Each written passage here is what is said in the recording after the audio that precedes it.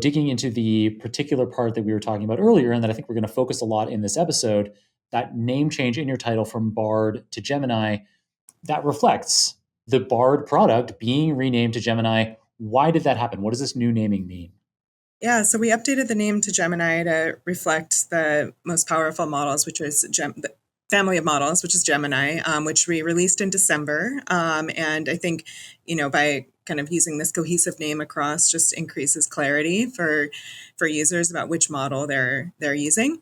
And we're going to be starting to use that more broadly at Google as well. So we already have more than 1 million people using features like Help Me Write through Duet AI. And going forward in the coming weeks, Duet AI will become Gemini for Workspace. Cloud customers will also see Duet AI becoming Gemini in the coming weeks. So that way we have a cohesive story. It makes a lot of sense. I think particularly for me, it's obvious that Gemini, particularly the Gemini Ultra model, is incredibly prestigious. It is pushing the capabilities of what any AI system could do on the planet. And so to be associating branding with that, to me, makes a lot of sense.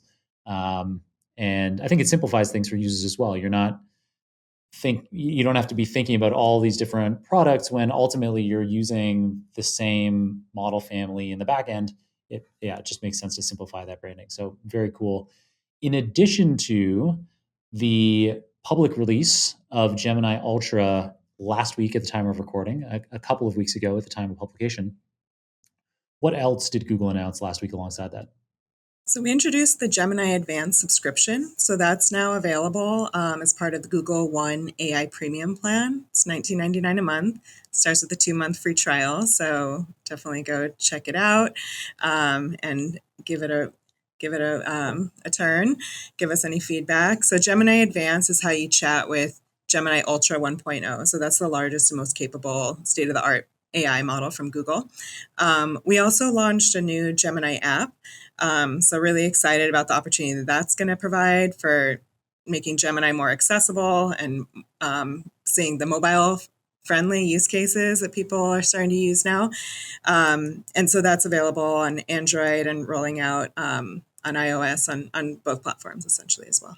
Nice. Yeah. So anybody listening right now can try out that state of the art Gemini Ultra model, through that subscription.